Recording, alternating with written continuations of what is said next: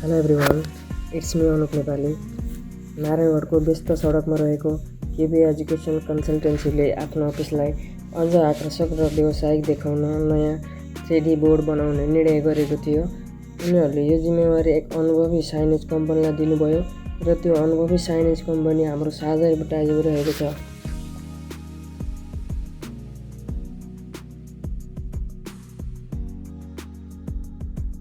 ल हामीले चाहिँ अब काम सुरु गरिसकेका छौँ।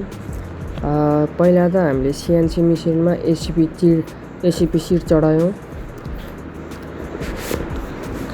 र त्यसपछि हामीले चाहिँ एसिपी नहलियोस् भनेर हामीले चाहिँ नट कस्यौँ र नट कसिसकेपछि हामीले काम सुरु गरिसकेका छौँ।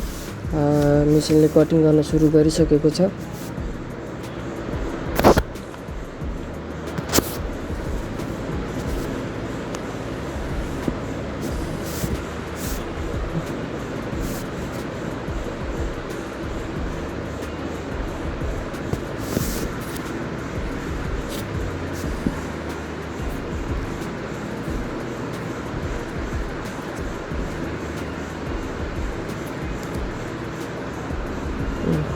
अब चाहिँ हामीले चाहिँ अब लेटर बनाउन सुरु गरिसकेका छौँ।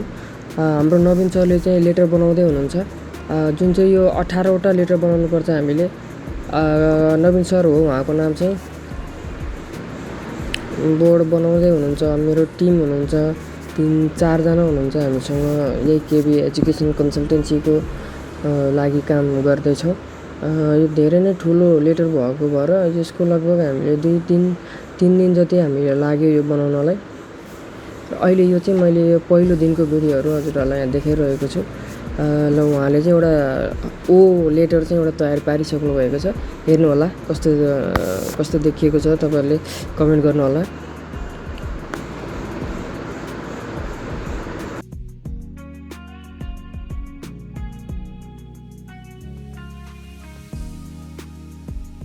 लेटर बनाएर लगभग भ्याइएको अवस्था हो। तर हामीले यो चाहिँ अब लेटर मात्र बनाएको छौँ। यसको लागि लाइट हाल्नुपर्ने हुन्छ होइन, त्यसको काम त भएकै छैन नि। अब बल्ल चाहिँ हामीले यो लेटरहरू चाहिँ बनाएर भ्यायौँ। यो लेटर लगभग हामीले 18वटा जति लेटर तयार गरिसकेका छौँ। र एउटा के सूचना आयो भन्दाखेरि अफिसमा चाहिँ एउटा अर्जेन्ट बोर्डको अर्डर आएको रहेछ। यो केबी कन्सल्टेन्सीको बोर्डको यो डिजाइन यो काम रोकेर हामीले चाहिँ अर्को 2D बोर्डको काम गर्नुपर्ने भएको भएर आजलाई चाहिँ लेटरको काम यति नै हुन्छ। र त्यसपछि अब अर्को कामलाई फेरि हामीले सिट चढायौँ र फेरि कटिङ सुरु गऱ्यौँ।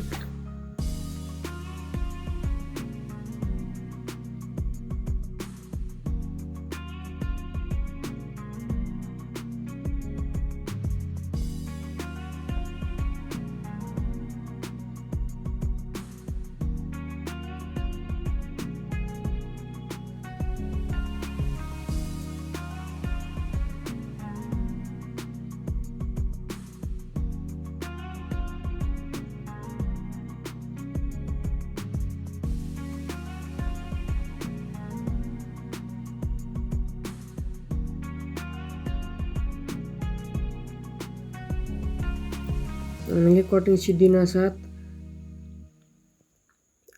त्यसलाई सिटलाई निकालेर बनाउनतिर लाग्यौँ। यो बनाउनलाई चाहिँ मैले मिसनलाई र हाम्रो रन्जितलाई चाहिँ जिम्मा दिएको छु। मैले उनीहरूलाई के पनि भनेको छु भने आज बेलुकासम्म यो बोर्ड बनाएर भ्याएर फेरि बेलुकै फिटिङ पनि गर्नुपर्छ भनेर चाहिँ मैले भनेको थिएँ। उनीहरूले अलिकति प्रेसरमा आएर उनीहरूले गरे, सबै कामहरू चाहिँ गरे। बोर्ड बनाएर पनि सक्यो र बोर्ड चाहिँ हेर्नुहोस्, यहाँ देख्न सक्नुहुन्छ। एकदमै राम्रो लुक छ है। यो 2D बोर्ड हो। यो कस्मार्ट भन्ने एउटा पसलको हो। र त्यो बोर्ड उनीहरूले हालेर आयो र त्यसपछि फेरि हामीले हाम्रो आफ्नै काम जुन बाँकी भएको त्यो लेटर मात्रै बनाएर छोडेका थियौँ। त्यसको लागि चाहिँ अब हामीले लाइटिङहरू चाहिँ लाइटिङको काम सुरु गरेको छौँ। त्यसमै ओके, हेर्नु त लाइट बलेपछि कति राम्रो देखिन्छ झन्।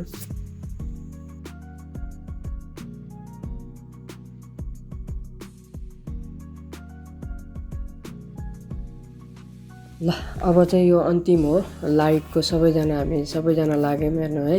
हामी 4 जना छौँ। हामी 4 जना चाहिँ बत्ती फिट गर्नलाई सुरु गऱ्यौँ र हामीले लगभग भन्दा पनि लाइट हालेर पनि सकियो।